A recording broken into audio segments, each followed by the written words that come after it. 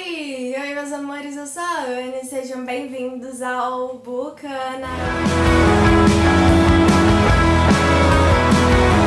Lembrando que se você não é inscrito no canal ainda, não esquece de se inscrever, de deixar o like e ativar as notificações pra ficar por dentro de tudo que vai estar rolando aqui. Também me siga nas redes sociais, Instagram @ana.bucana e no Twitter @ninhojm, pra gente interagir, trocar ideias, sugestões e muito mais. E eu quero lembrar que se você for comprar livros ou qualquer outro produto, de usar o link que tá aqui na descrição, porque comprando por ele você não tem taxa alguma mais, mas contribui com a comissãozinha aqui pro Bucana e ajuda no crescimento do canal, ok? Terminamos janeiro e chegou a hora de falar quais foram as minhas primeiras leituras do ano. Confesso que mais uma vez isso não é novidade, eu não segui à risca a lista que eu tinha feito originalmente para ler ao longo do mês, porém eu estou surpresa com a quantidade de livros que eu li e com tantas histórias incríveis que eu conheci. Então eu vou começar falando pra vocês os e-books que eu li em janeiro. E eu começo com Uma Faixa de Amor na Espanha, o conteúdo bônus que a editora Arqueiro disponibilizou gratuitamente lá na Amazon. E aqui a gente vai poder ver algumas cenas que são marcantes na narrativa de Uma Faixa de Amor na Espanha, só que narradas pela visão do protagonista masculino, que é o Aaron.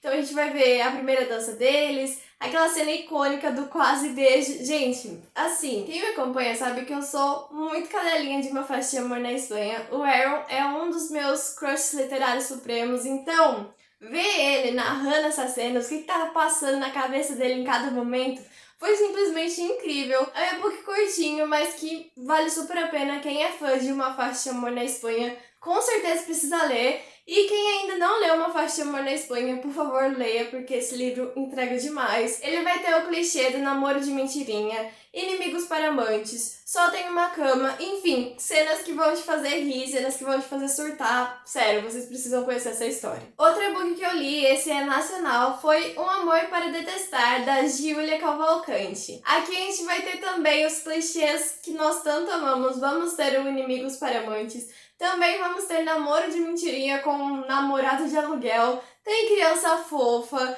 tem muitas referências literárias porque os personagens são leitores, então assim, é um prato cheio. Aqui a gente vai ter a história da Helena. A Helena, ela tá cansada de apresentar namorados pros pais dela que ela considera perfeitos e que realmente são, assim, partidos perfeitos, e eles sempre odiarem cada um deles. Depois de uma conversa com os amigos, ela tem a brilhante ideia, pelo menos ela considera brilhante, que é apresentar aos pais um péssimo partido, alguém que vá contra tudo que ela acredita, pra fazer com que os pais enxerguem o quanto o atual namorado dela, o Edu, é perfeito. Nessa busca, ela vai achar uma pessoa, que é o Gael, que ela acha ser perfeito pra esse papel. No caso, o Gael, ele é um cara todo forte, cheio de piercing, tatuado. Sim, a Helena, ela julga muitas aparências no começo. E ela acha que ele é o pretendente totalmente oposto que os pais dela vão odiar. Só que eles não começaram com o pé direito. Eles tiveram uma discussãozinha, assim, a primeira vez que eles se veem, então ela vai ter que se esforçar pra fazer ele topar ser seu namorado de aluguel. E aí, gente, muita coisa vai acontecer. Por exemplo, os pais dela, ao invés de odiar o Gael, vão se apaixonar por ele.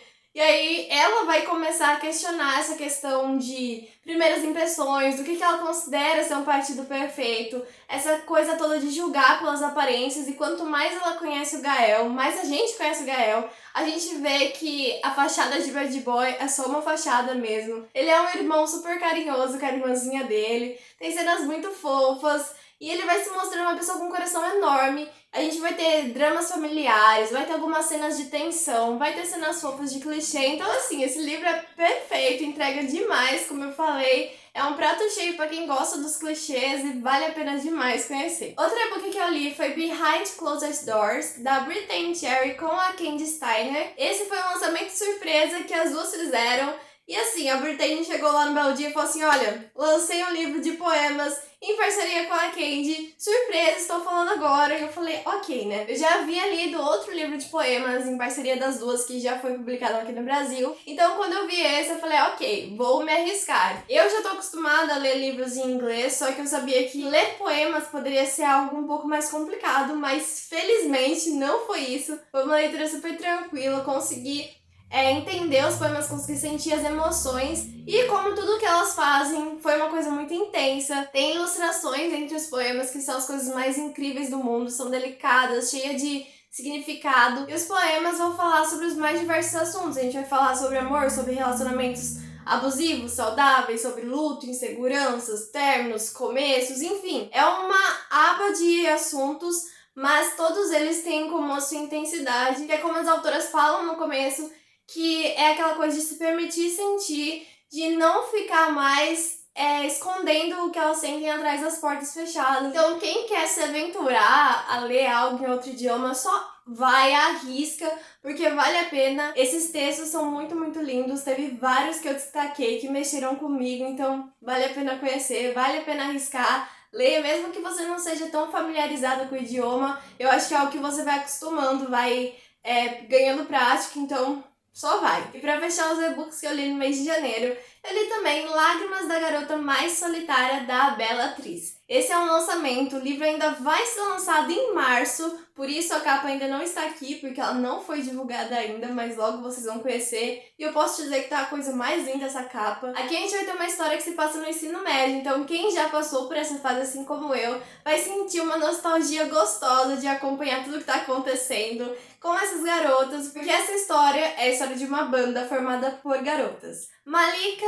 Pamela e Akemi, elas têm uma banda, só que tem um pequeno porém. A banda não tem vocalista e elas querem, não rivalizar, mas elas querem mostrar que elas são tão capazes quanto os garotos da mesma escola que também possuem uma banda, que são os Eduardos, são 3 garotos que chamam Eduardo. E a banda desses garotos é super requisitada, então tudo é eles, sempre é eles, e elas estão cansadas disso, elas querem mostrar que as garotas também podem e devem ir atrás do que elas querem. Então elas têm essa banda, só que, como eu disse, falta vocalista. Até que um belo dia acontece um incidente lá na escola e as 3 vão parar na detenção junto com a garota nova, com a aluna nova, que é a Malika. O castigo delas é limpar a sala de música e como as 3 são super musicais, elas começam a tocar e a cantar. E é nesse momento que a Malika vai soltar sua voz também. Quando a Malika começa a cantar, todo mundo fica encantado com a voz dela. E a Magnólia tem certeza que ela tem que ser a vocalista da banda delas, que por sinal ainda não tem nome. É isso. Porém, quando ela faz o convite pra Malika entrar pra banda, a Malika recusa. E aí a Magnólia, como qualquer outra pessoa faria, né? Obviamente,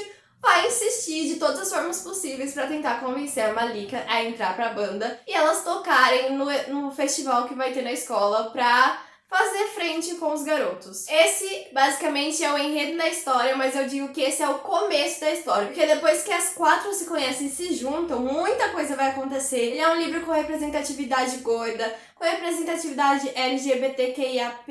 Então, assim, é uma história muito rica, mas ao mesmo tempo é uma história muito leve, porque ela vai tratar assuntos sérios, vai tratar homofobia, luto, enfim, vai ter várias nuances, mas ao mesmo tempo ela não deixa uma carga pesada, sabe? É algo que vai conseguir passar por esses assuntos, mas de uma forma leve, de uma forma que vai fazer você se divertir, dar risada, torcer pelos casais, porque a gente vai ter 3 casais nessa trama, o que eu acho muito bom, porque cada hora uma coisa vai estar acontecendo com um, e a gente vai conhecendo mais os passados das garotas, mais as suas inseguranças, das coisas que elas já passaram. Ao mesmo tempo, vamos ter muitas referências musicais, de anime, de filme, série, enfim. É uma história muito rica, que vai te deixar com o aconchego no coração, que vai trazer adolescentes passando por aquela fase tão dramática que a gente já passou, você pode estar passando agora. E vamos ver tudo isso acontecendo ao mesmo tempo, pequenas coisas que se tornam grandes, grandes coisas que elas passam juntas. E uma coisa muito legal é que as 4 têm uma vibe muito diferente uma da outra. Elas têm uma energia caótica, cada uma tem um jeito meio passivo-agressiva, outra é mais gótica, enfim. São 4 pessoas muito diferentes, mas que fazem dar certo nessa amizade. É uma história maravilhosa e que, quando lançar, fiquem ligadinhos que vale a pena conhecer. Bom, então esses foram os e-books, bora agora para os livros físicos. Depois de muito enrolar, eu li Todas as Suas Imperfeições, da Colleen Hoover, esse livro que é muito conhecido, muito famosinho, e como eu falei, enrolei muito pra chegar e ler essa história. E assim, eu tenho opiniões conflitantes sobre esse livro. Eu acho que eu acabei colocando muita expectativa e acabei me frustrando um pouco quando eu terminei o livro, mas ele é um livro muito intenso E ele é um livro que vai transmitir uma dor através das páginas, porque a gente consegue sentir o que a personagem tá sentindo. Aqui nós vamos conhecer a Kim e o Graham, não sei falar o nome deles direito, então eu vou falar assim mesmo, que se conhecem no pior dia das suas vidas. Ela voltou cedo de viagem pra fazer uma surpresa pro noivo, e quando ela chega no corredor do apartamento, ela vê esse cara andando de um lado pro outro, falando que a namorada dele tá dentro do apartamento com o amante. Os dois, sem saber como lidar com tudo que tá acontecendo com a traição, ficam sentados no corredor trocando confidências e palavras de consolo. Ok, depois disso passam alguns meses até eles se reencontrarem e eles têm uma conexão muito intensa. E aí eles começam um relacionamento. Esse livro ele vai ser dividido em antes e depois. Então a parte do antes a gente vai ver todo esse desenrolar, como eles se conheceram, como o relacionamento foi andando e tal, mas a gente vai ter também o depois, que já são 7 anos de casados do Graham e da Kim, e eles estão sofrendo no casamento com alguns problemas. Por exemplo, a Queen, ela tem muita vontade de ser mãe, mas ela não consegue engravidar, e o Graham não consegue adotar por conta de algo que aconteceu no ano passado dele. E essas frustrações, essas coisas, estão fazendo que o casamento deles vá por água abaixo. Eles não estão mais em sintonia, eles não estão mais felizes juntos, apesar do amor ainda estar ali. Porém, cada dia eles estão mais afastados um do outro. Então ele é um livro que ele vai te mostrar como um relacionamento que tá tão bom, tão intenso, tão maravilhoso, por assim dizer, pode desmoronar e se tornar um motivo de dor para as duas pessoas. E é um livro que vai te fazer refletir, que vai ver que nada é perfeito, que todo relacionamento tem suas falhas, vai fazer você julgar além de um momento, sabe? Acontece algo aqui que você tem que ir além daquilo pra você entender os personagens e ao mesmo tempo eu tive esse conflito, sabe? De entender a angústia de cada um, de entender o que eles estão passando, mas também ficar irritada por eles não dialogarem entre si. Ele é um livro muito confuso pra mim nesse sentido, porque eu realmente não sei qual a minha decisão sobre ele, sabe? Eu sei que o antes eu gostei muito, eu gostei do Graham, do relacionamento deles, é muito fofo e tal. Depois me deixou oscilando entre as coisas que acontecia, entre entender, mas também sentir raiva. E ele vai causar esse misto de emoções na gente. Vai fazer você se sentir frustrado, vai fazer você sentir pena, ao mesmo tempo angústia, que eu acho que é uma das sensações que foi mais presente aqui, principalmente no depois. Porque ver a Queen narrando tudo que ela tá passando é algo realmente muito pesado. Esse livro ele tem uma carga emocional muito pesada, tanto que algumas vezes eu tive que parar a leitura pra assimilar, pra sentir tudo aquilo. Então, assim, é uma história que, pra mim, foi meio... Não sei explicar o certo, mas que vale a pena vocês conhecerem, vale a pena tirar suas próprias conclusões. Como eu falei, eu acho que eu coloquei expectativa demais e acabou não atingindo tudo que eu esperava. Porém, como a Colin sempre tem essa escrita muito imersiva, é difícil você não gostar tanto da história. Outra leitura desse mês que me fez refletir demais foi O Livro Sem Nome, no Marcos Dionísio. Aqui a gente vai ter a história de um jovem que cresceu no mosteiro com monges que fizeram voto de silêncio e pobreza. E esse jovem, por algum motivo, ele não consegue falar. Ele não é mudo, ele não consegue realmente falar. Num belo dia, ele é forçado a sair desse monastério onde ele cresceu e partir numa viagem pelo mundo. A princípio, ele não queria muito isso, né? Porque, querendo ou não, ele estava num lugar confortável, onde ele sabe como as coisas funcionavam. Porém, ele é obrigado a sair e embarcar nessa viagem. E ao longo dessa jornada, ele vai ter que lidar com os grandes mistérios da humanidade. Ele vai ter que lidar com a morte, com o medo, com a insegurança, com o bem, o mal. E, enfim, esse jovem, ele não fala, mas ele ouve vozes na sua cabeça. Sabe aquelas vozes que a gente geralmente tem mesmo? A voz da razão, a voz da culpa, a voz da insegurança, do medo. Aquelas vozes que ficam falando na nossa cabeça antes de tomar alguma decisão. O jovem, ele é guiado por essas vozes. Essas vozes têm um papel muito importante na narrativa, inclusive em alguns momentos elas vão se tornar até personagens ativos que vão narrar a história, vão contar o seu lado da história. Isso é uma coisa muito legal. E a diferença também é que o livro não tem nome, como vocês perceberam, o jovem não tem nome e nenhum personagem dessa história vai receber um nome próprio. Eles vão ser chamados por exemplo, o dono da livraria, o padre francês. Esses são os nomes que são usados para se referir a eles. E é muito legal porque essa história, enquanto o jovem tá viajando, vai passando por vários lugares, com várias culturas, ele vai conhecendo pessoas e cada pessoa, que na verdade seria o personagem secundário, porém que rouba a cena, vai trazer uma história, uma fábula, um ensinamento para ele que vai fazer ele refletir e a gente que tá lendo também. Ela é uma história que vai provocar isso, essa reflexão, vai dar altos tapas na cara na gente enquanto tá lendo, porque vai falar de diversos assuntos. Sobre o bem, sobre o mal, sobre o amor, sobre perdas, enfim. É uma história muito rica que eu adorei conhecer. É algo que você consegue trazer muitas coisas pro seu dia a dia, pra sua vida. Vale muito a pena embarcar nessa viagem como jovem. É um livro fluido de ler, envolvente, tem seus momentos de tensão, de ação, tem seus momentos que são fofos, tem seus momentos emocionantes. É aquele livro que você consegue se identificar, que se sente abraçado pela história. Foi essa sensação que eu tive lendo esse livro. E vale a pena conhecer. E detalhe, ele tá disponível no Kindle Unlimited, em e-book na Amazon, em físico na Amazon, tá disponível na versão física também no site da Dragon Editorial. Todos esses links vão estar aqui na descrição. E se você quiser concorrer, tentar a sorte de ganhar um exemplar físico, tá rolando um sorteio em parceria com o autor, do Bucano em parceria com o autor. O formulário tá aqui na descrição, é só preencher o formulário, ler todas as informações ali e você tem a chance de ganhar um exemplar físico desse que tá lindíssimo. Tem ilustrações, enfim, vale a pena. Outra leitura do mês foi O Herdeiro Roubado, da Holly Black. Quem me acompanha aqui há algum tempinho já sabe que eu sou apaixonada pela trilogia O Povo do Ar, da autora. E aqui a gente vai ter uma história que se passa no mesmo universo, que vai trazer o Locke, que é um personagem que aparece lá na trilogia O Povo do Ar criança, e aqui ele já é um adolescente de 17 anos, já é um cara sedutor, charmoso e manipulador. Também vamos conhecer a Surin, ou Rain, como ela prefere ser chamada, que é uma garota que foi achada no mundo mortal, cresceu com uma família mortal, até que quando ela tinha 9 anos, seus pais féricos apareceram para levá-la de volta para o Reino das Fadas, mesmo que contra sua vontade. Lá no Reino das Fadas, ela se deparou com os horrores que aconteciam ali,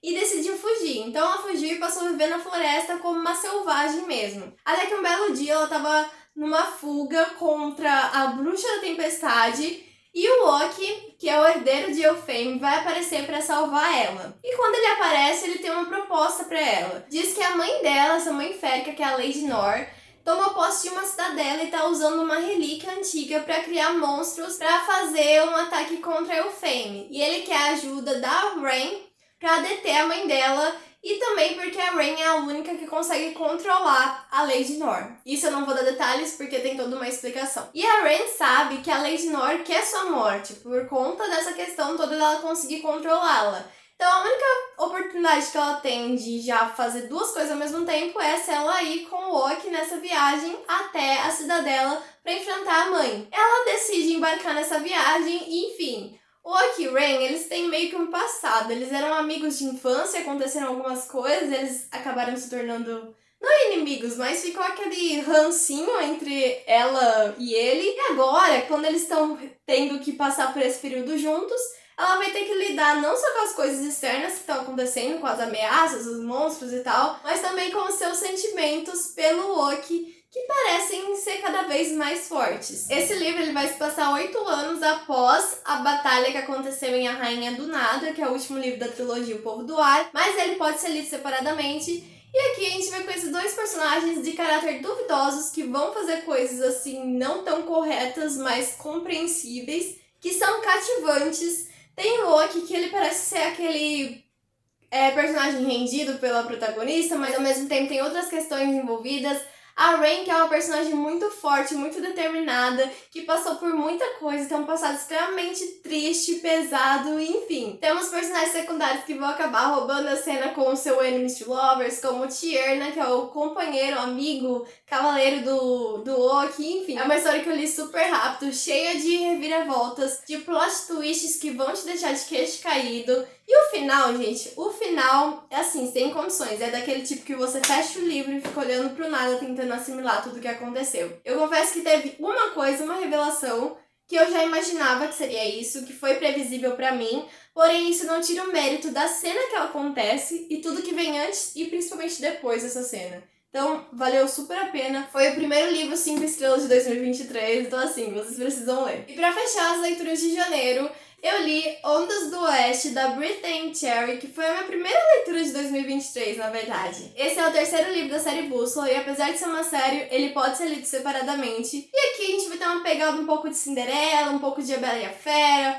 com Enemies to Lovers, um casamento de conveniência, enfim, muitas tropes, muitos clichês aqui. Nós vamos conhecer a Stella. A Stella, ela perdeu a mãe muito cedo e ela foi adotada pelo melhor amigo da mãe, que criou ela como se fosse sua filha. Porém, agora o Kevin, que é esse cara que adotou ela, ele também acabou falecendo e ela tá novamente sem chão, sem saber o que fazer da vida, num momento muito atribulado. Até que um belo dia ela vai na padaria e ela tem uma briga pelo último bolinho de mirtilo lá do lugar com um cara arrogante, carrancudo e tal, que ela espera nunca mais ver. Mas chegando no velório do Kevin, ela encontra esse mesmo cara e esse cara é o Damian. O Damian, ele cresceu em lares temporários sem saber nada sobre a sua família, sobre a sua origem, até que um belo dia ele recebe uma carta desse Kevin dizendo que é o pai dele, que ele nunca conheceu, que agora tá morto, e que tem algumas posses pra deixar pra ele. Então, em busca de respostas, ele vai até a Califórnia, faz essa viagem pra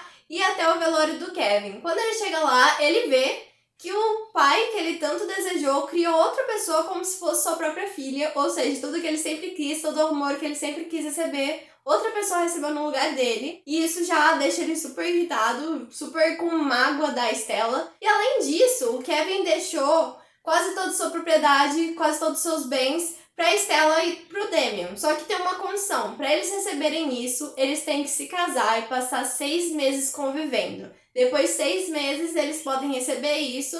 E também tem alguma parte lá que eles vão dividir entre as mulheres do Kevin, entre as ex-mulheres dele. Enfim, essa é a premissa da história. A gente vai ver duas pessoas completamente diferentes, porque a Stella é toda alegre, ela vê o lado bom das pessoas e tal. E o Damian, ele já sofreu muito, então ele realmente se fechou. Ele se tornou um cara amargo, carrancudo, que sempre espera o pior. E eles vão ter que conviver, ficar na mesma casa e tentar lidar um com o outro. E ao mesmo tempo a gente vai vendo outras questões sendo desenvolvidas, sabe? O Damian tem toda essa questão do abandono, a Stella também tem essa questão de ser aceita. A gente vai ter uma protagonista gorda e preta que vai trazer toda essa insegurança em relação à sua aparência, todas as pessoas que já falaram algo pra ela e deixaram ela pra baixo, a gente vai ver isso sendo abordado, vai trazer bastante essa questão do amor próprio, dos dois se ajudarem. Gente, é um livro incrível. É um livro que não me conquistou do começo, eu demorei, sei lá, uns 25% pra realmente gostar da história, mas que eu acabei rendida pelo casal. Achei sim que algumas coisas aconteceram rápido demais, mas eu acredito que não seja algo tão negativo assim, é um desenrolar gostoso de acompanhar.